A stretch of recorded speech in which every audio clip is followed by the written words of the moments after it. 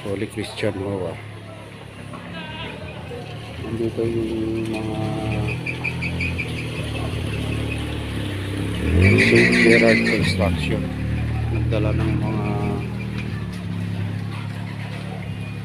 dump truck. May kargang lupa para dito sa daanan. Kita nyo yung mga daanan dito. Lubak-lubak. Patsi-patsi. Nawala yung simento. Naging lumabas yung tunay. Lubak-lubak, kaya pagka tagulat, ayan, nakikita nyo maraming tubig. So nagdala yung St. Gerard Construction ng mga panambak dito. Ilang dump truck to?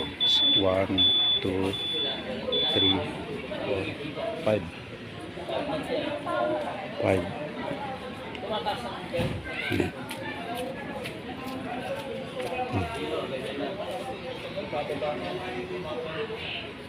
Yung sa dulo yan, doon papuntang kaliwa, papuntang